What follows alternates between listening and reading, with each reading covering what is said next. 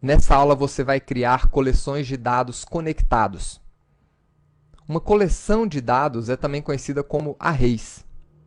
Vamos aprender aqui como criar, acessar os elementos de um array, como realizar pesquisas dentro de uma coleção e como ordenar essa coleção. Para começar a nossa aula, vamos criar uma nova classe que eu vou chamar aqui de array simples, para demonstrar esses recursos.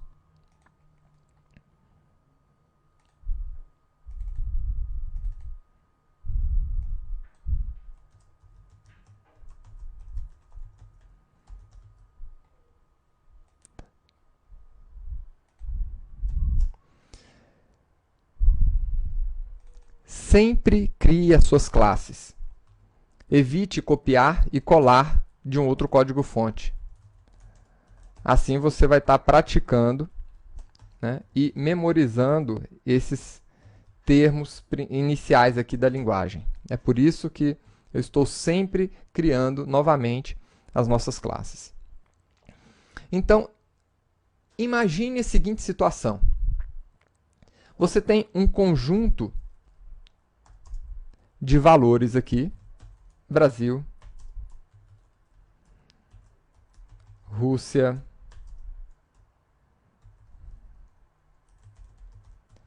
Índia e China. E você sabe que esse conjunto de valores é totalmente diferente desse outro conjunto de valores aqui. Um grupo representa uma lista de países. Um outro grupo representa a lista de números ímpares. Então, claramente, esses dois conjuntos são grupos de informações semelhantes que estão, né, cada um desses valores estão conectados entre si. E esses aqui estão conectados com nesse outro grupo. Então, o que acontece? Como é que nós podemos fazer esses valores estarem conectados uns com os outros? Utilizando o conhecimento que a gente já obteve, a gente poderia pensar em fazer a seguinte coisa. Criar várias variáveis, né? País 1, país 2, país 3 e assim por diante. Só que apenas o programador irá entender, né, e isso de forma visual, que essas variáveis estão de alguma forma conectadas. Para você fazer isso em nível de programa, existe o recurso dos arrays. Os arrays, eles são conjuntos indexados de informação. O que é isso? Primeiro, como é que nós criamos um conjunto? Eu defino o tipo do meu conjunto, né, o tipo do meu array, e na frente dele, chaves. Eu abro e fecho as chaves para informar. Isso daqui é um array de strings, ou seja, um grupo de strings armazenados aqui na minha variável país. Ou, se você preferir, países, porque é uma coleção de países. E existe a sua inicialização. Você pode inicializar a sua variável de países de várias maneiras. Uma, através de chaves, você já pode colocar todos os valores da sua lista aqui dentro. Então, dessa forma, nós criamos e inicializamos o nosso array de países. Agora, dentro dessa coleção, cada um desses valores recebe uma posição. País, o Brasil está na posição 0, a Rússia está na posição 1, a Índia na posição 2 e a China na posição 3. Essa relação chave-valor, a gente dá o nome aqui de indexação. Nós estamos indexando o valor com uma chave, que a gente também pode chamar de índice. E o índice nas nossas coleções, nos nossos arrays, começa sempre na posição 0. Agora, uma vez que nós criamos aqui o nosso array, como é que eu poderia acessar um elemento dentro desse array? Para acessar um elemento do array, você chama a sua variável, países, e define entre colchetes a posição. Então, a posição 0. Na posição 0, nós temos o Brasil. Então, vamos imprimir aqui essa posição.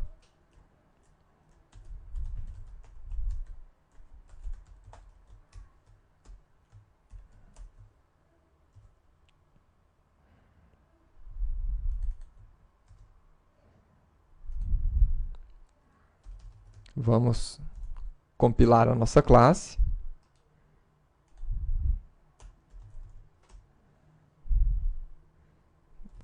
E agora, executar. Está aí. Na posição 0, eu tenho o Brasil. E como é que eu posso alterar um elemento que está nessa posição? Simples. Na posição. Então, vamos aqui. Na posição 0, o valor, que era Brasil, passa a ser Brasil com Z. E logo em seguida, eu vou imprimir novamente o Brasil.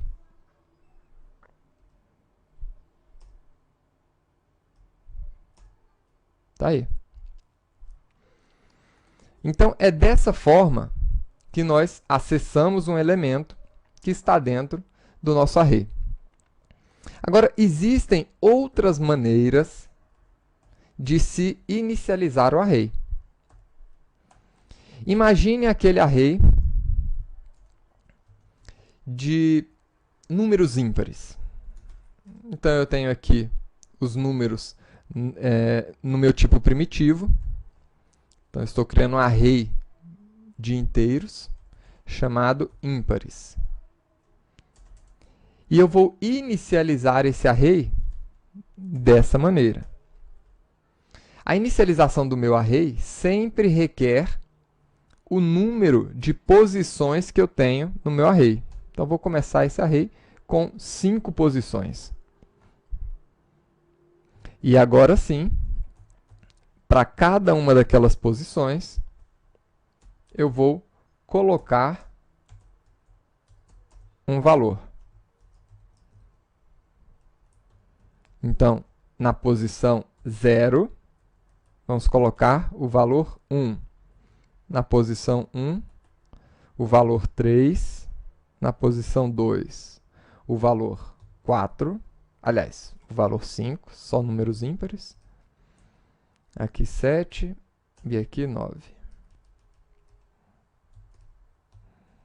Então, tá aí. Essa é uma outra forma de inicializar os seus arrays. Agora, percebam, nós podemos ter arrays de objetos e arrays de tipos primitivos. E independente se é um array de objeto ou se é de um tipo primitivo, quando eu for inicializar ele indicando o número de posições, eu sempre inicializo com a palavra-chave new. Agora, e se por acaso eu quiser descobrir quantas posições tem o meu array? Nós podemos fazer isso acessando o nosso array, nesse caso aqui, países, e procurando a propriedade length, que se escreve dessa maneira, L-E-N-G-T-H.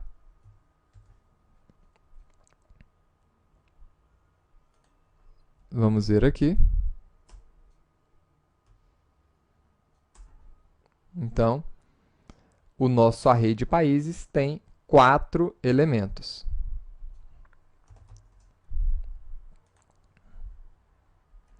Vamos agora conhecer uma classe utilizada para manipulação de arrays. Essa classe não faz parte do pacote JavaLang, então nós vamos ter que importar ela.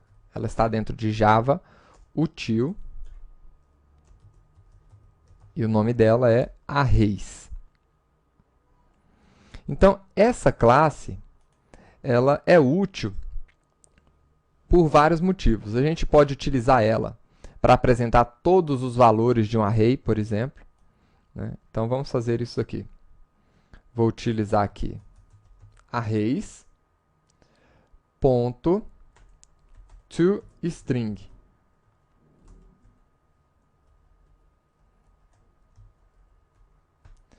Esse método toString, ele recebe um parâmetro, que é exatamente o array que você deseja apresentar. Então, que você deseja que ele transforme em uma string.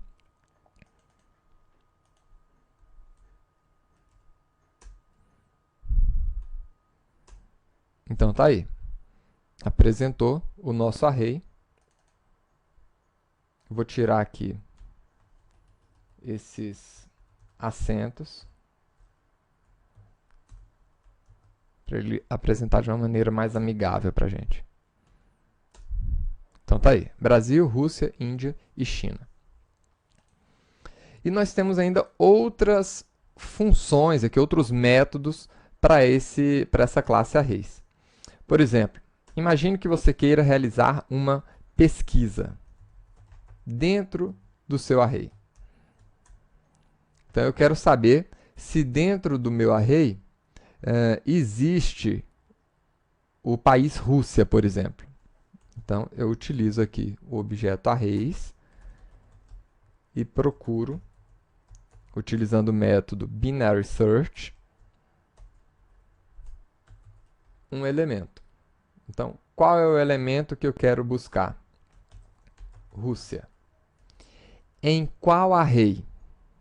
Países. Então, ele recebe aqui 2 parâmetros dentro desse método, que retorna para a gente aqui a posição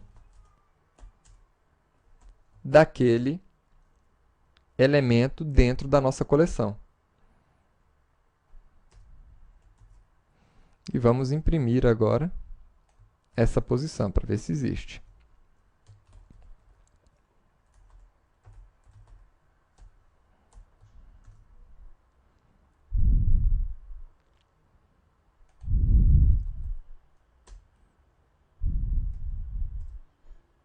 Tá aí. Então, a Rússia está na posição 1.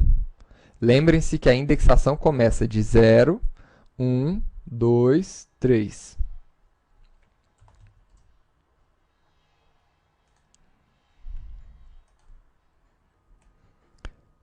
Outra funcionalidade do objeto arrays é a ordenação.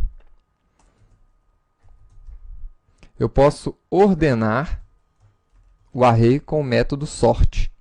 E aí eu informo qual array que eu quero ordenar e de qual posição até qual posição. Então, eu quero que ele ordene dos elementos que vão da posição 0 até a última posição do meu array, ou seja, países.length. E depois de ordenar esse array, eu vou apresentar ele novamente, após a ordenação.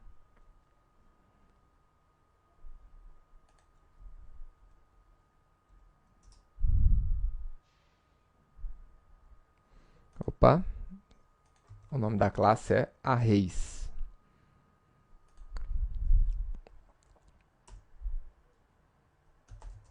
Agora sim. E tá aí. Antes da ordenação, Brasil, Rússia, Índia e China. Depois da ordenação, em ordem crescente, Brasil, China, Índia e Rússia.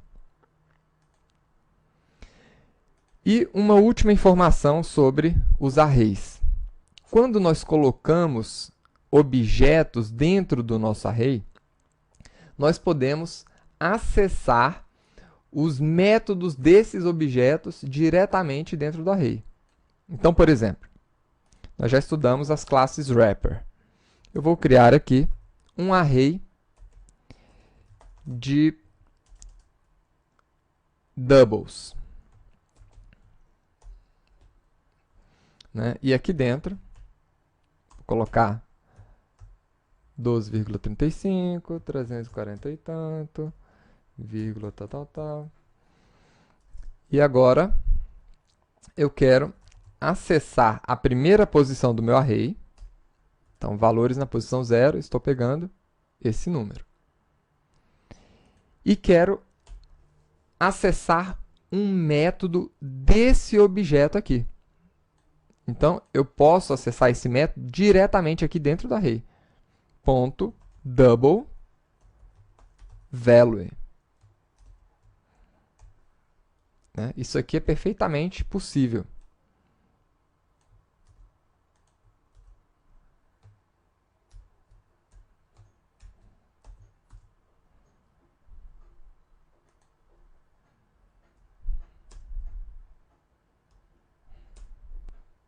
Então, tá aí.